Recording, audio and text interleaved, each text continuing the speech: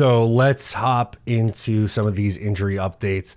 Pull up from Andrew Gross was reporting the Islanders lines in skate, which we did see a return of Ryan Pulock, which is good, and Scott Mayfield, who are both currently injured.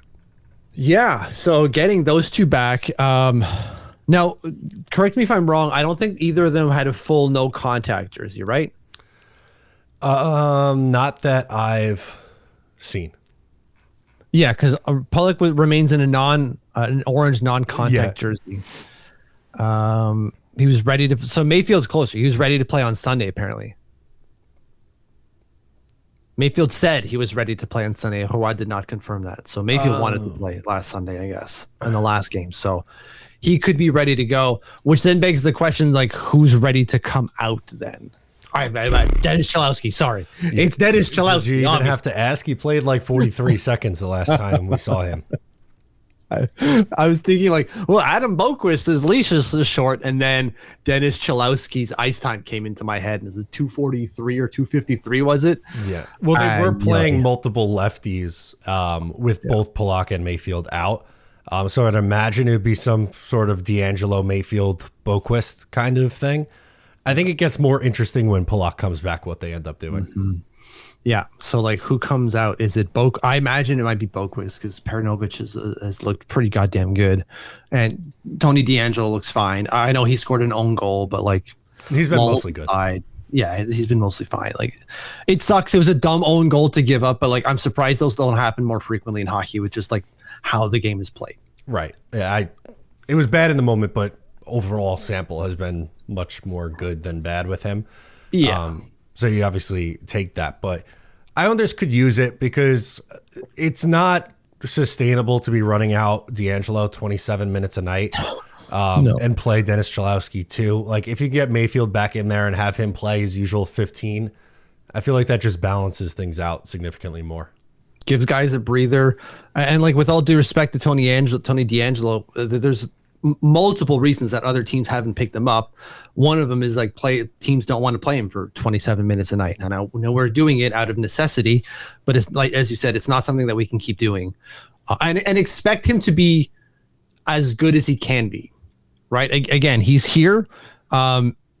To get the best out of him is not playing him 27 minutes a night. That's rarely the case. There may be like 2 or 3 defensemen in the entire NHL who get better the more you play them.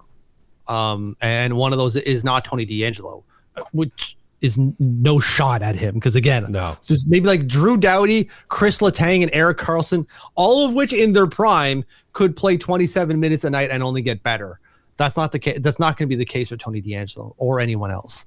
So you're right, Scott Mayfield in there to take some of those minutes out is really going to help not only just balance the left-right disposition here, but it's going to help just balance out the minutes and the deployments so we don't have guys making mistakes because they're probably tired. Right. They probably are. And like, they were playing before the break. They were playing a bunch of games in a row. Mm-hmm. It was like they kind of it was a back-to-back, right? The last 2 times we saw them. So you have this extended rest, plus some other guys are getting healthy. That's good. It's all good. It's going to be a big boost to this team. Which I know we wanted the retool. We wanted the going forward. So we wanted more L's, but that doesn't seem to be how this team is going to operate going forward. They're not going for L's. So we got to embrace what we're seeing here. And if you're going to go for wins, you got to play your guys and you got to balance it out. And that doesn't mean having someone like Dennis Cholowski ride pine for 98% of the game. No, that doesn't do anyone any favors. No, just send him down to Bridgeport. I know that's going to suck for him. He'd rather be here than in Bridgeport, which I get it. But he's still going to make $250,000 when he's there or be paid at a rate of $250,000.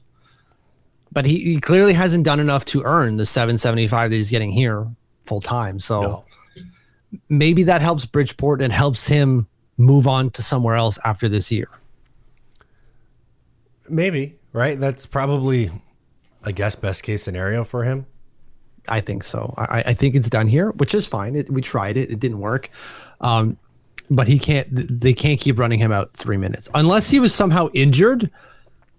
But that was never discussed, never mentioned by anyone within the team or outside. So no, that didn't seem like an injury thing to me, at least. No, it just 253 is such a weird amount of time. That's basically for defensemen 2 to 3 shifts. That's just not enough, right? No. Like, you played 2 shifts in the entire game when guys take like 20. And it was after I don't think he saw the ice in the second or third period. Or if anything, it was very, very early in the second was his last shift. Yeah, like that's way too early to cut the bench short type of thing. You usually only do that in the third. Even when you're losing early, you don't cut the bench like that. You just play the guys. And they clearly didn't want to do that with Dennis Chalowski. So, yeah. It's going to be a win getting these guys back, at least those 2 guys. And then we seem to have gotten some sort of indication, maybe not indication, but at least updates temporarily, if you will, on Dobson, on Hoiberg.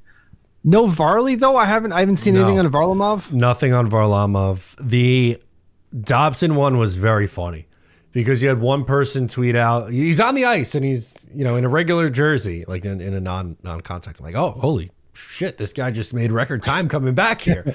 And then Andrew Gross tweeted out that he was skating before practice started and then left when practice began. So clearly just testing it out to see where he's at in the recovery process. It's still going to be a little bit.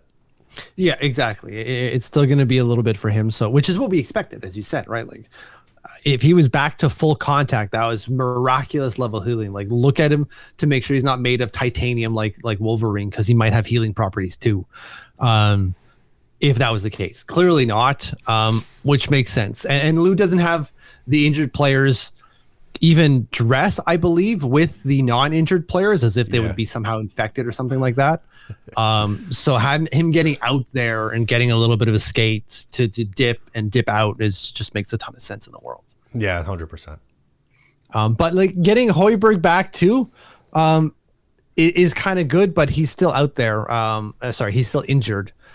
It's just he's getting a little bit of time.